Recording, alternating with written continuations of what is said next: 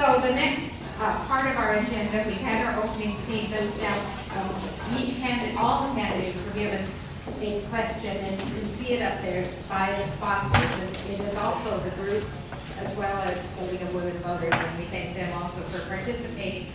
And this is given to the candidates in advance.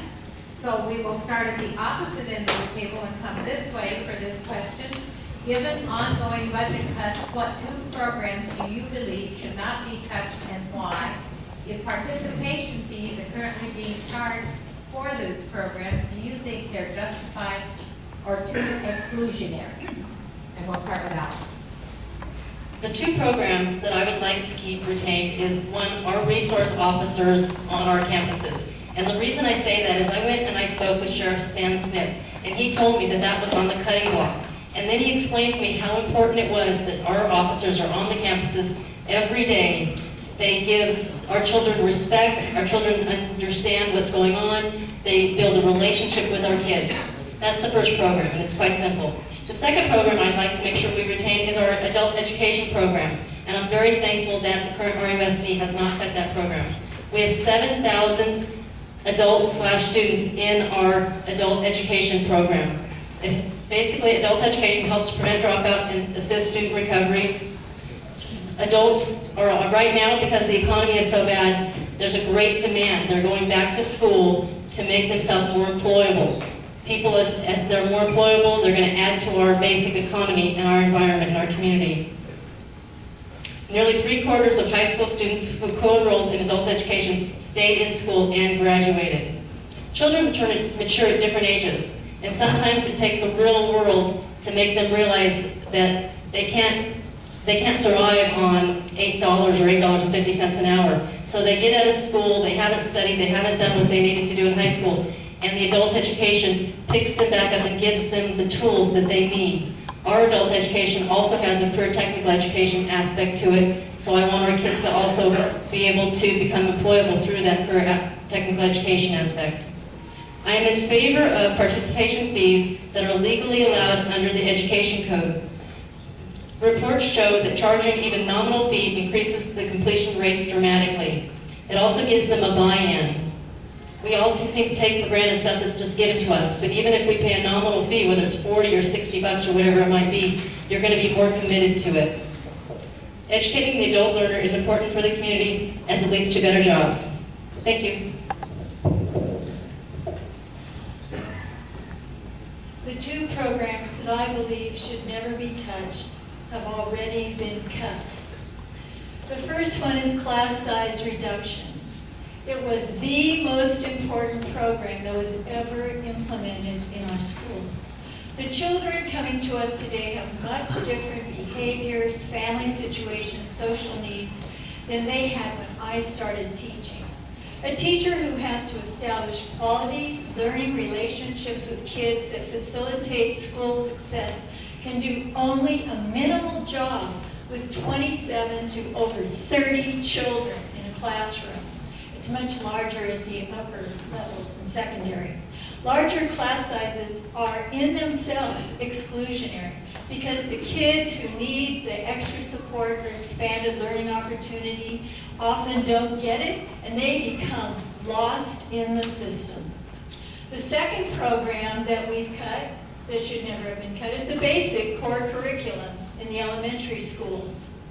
It has been cut in order to focus on achieving high test scores in math and reading.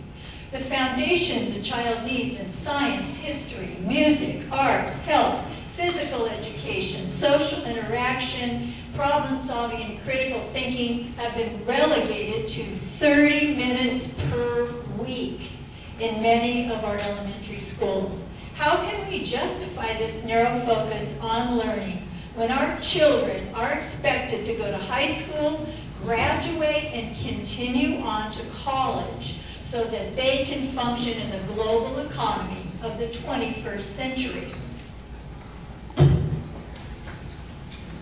Two programs that I'm concerned about have to do with staff development and instruction. I don't believe academic program should be touched at all. All budget cuts, if necessary, should be made as far removed from classroom instruction as humanly possible. Academic instruction is the basis for student learning. Another program, in my opinion, that should not be touched is, as I said before, staff training. Quality academic instruction is the foundation for learning and should never be held hostage or compromised by budget cuts. Why? Because it is one of the solutions to improving student learning that actually works. Employing effective teachers for our students, then providing training resources to further improve the effectiveness is the only way we will see gains in student achievement. Teachers make the difference.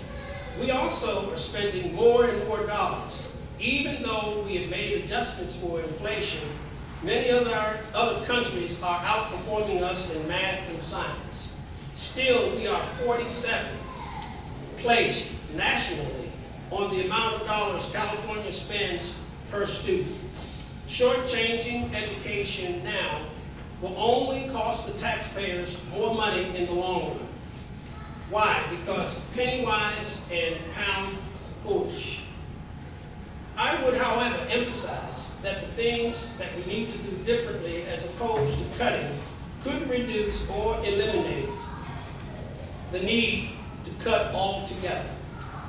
If students are being barred from participating in school programs because of the inability to pay required fees, then yes, I believe it is not justified and too exclusionary.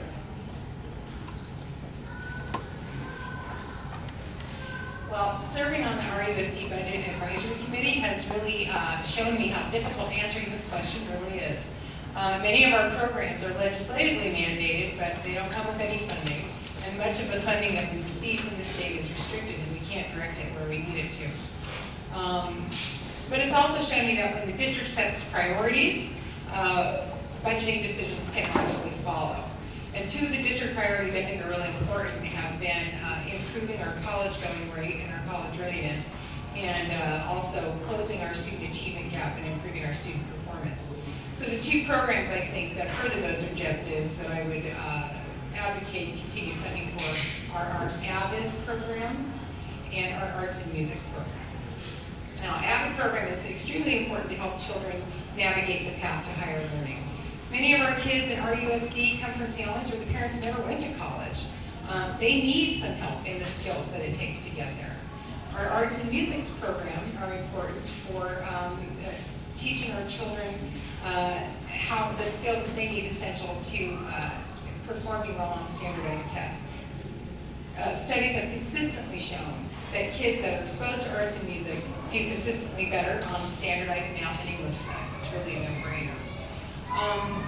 Regardless of all that, what I will say with certainty is that we need more local control over our funding here. And as I've worked for the past 18 years in government, working with state and federal budgets, and I've been effective working with our legislature, I will tell you, I will fight for more local control over our funding. I will fight for more unrestricted funds so that RUSD can put the money where it needs to go specific to our district.